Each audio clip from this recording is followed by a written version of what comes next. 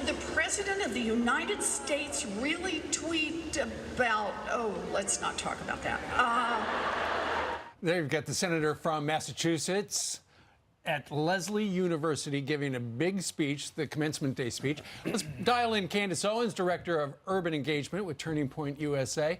Hey, Candace, what did you think of Elizabeth Warren? She obviously was trying to appeal to the kids in the audience by bringing up Kanye and Beyonce and POTUS as well. What did you make of it? It just makes me want to cringe all the time. I mean, this is quite frankly always what the Democrats do. They pander in every single regard. You can't tell me that she can name even one Kanye West album or that she can name even one Beyonce album, and one of them is self-entitled. So I'm telling you, it's an absolute joke, and it's interesting to me that she goes into a crowd of people and she assumes that everyone she's speaking to is a Democrat. These are the same assumptions that they made during the 2016 election, and they were wrong. Well, it is Massachusetts.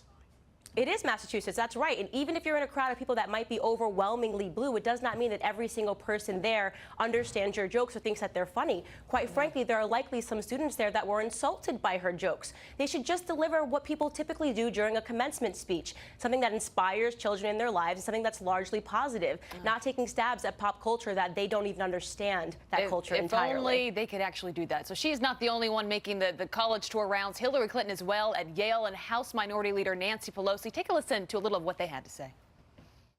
What's happening right now goes to the heart of who we are as a nation. We have many challenges facing us. I say this not as a Democrat who lost an election, but as an American afraid of losing a country. Today, it often feels as if America's greatness and goodness is clouded by ugly language. Today, as a person, I'm okay. We cannot allow the negative attitude to be normalized or accepted. No, I'm not over it.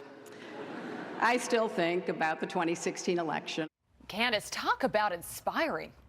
I mean, she is just completely lost it. People tend to question Donald Trump's mental health. When are we going to start to ask some serious, hard questions about hers? Seriously, woman to woman, Hillary Clinton, you have got to move on. This is not even about politics anymore. It's not healthy to hold on to something like this whatsoever. She says that she's a strong woman. What sort of a strong woman is not over this a year and a half later and is still crying about the election, blaming people and pointing the finger? This is not an example of a strong woman. Well, she did say that she made mistakes. That's the first time I've ever heard her say that. That took a year and a half for her to even admit that. But you have to understand that she is not an example of a strong woman. She was not equipped to be the first female president of the United States. So, Candace, a couple of things.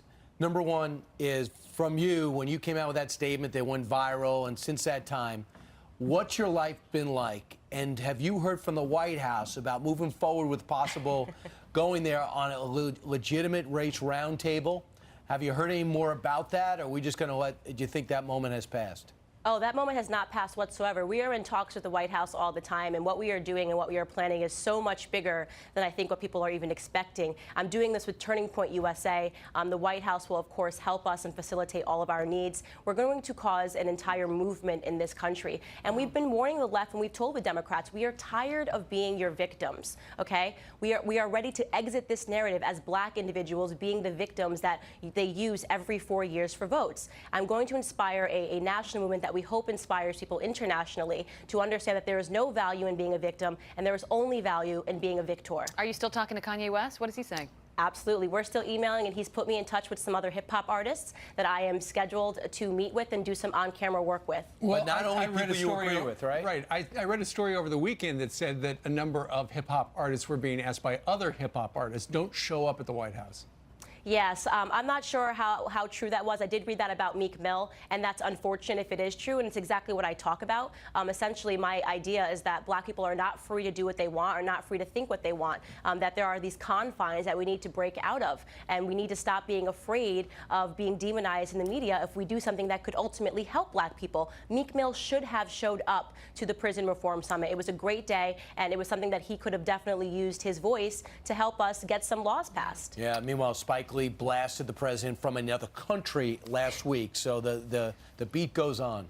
Candace, Absolutely. you're always an inspiration to us. Always good to see you. Have a great Thank Monday. you so much for having me. All right, see you soon. Let's go over to Jillian. A lot of headlines coming in this morning. That's right. We are following a number of stories, so let's go ahead and get you caught up on some of the news that we're following at this hour. A man who posted this Facebook photo holding a gun in front of a police car is now behind bars. Calvin Rodriguez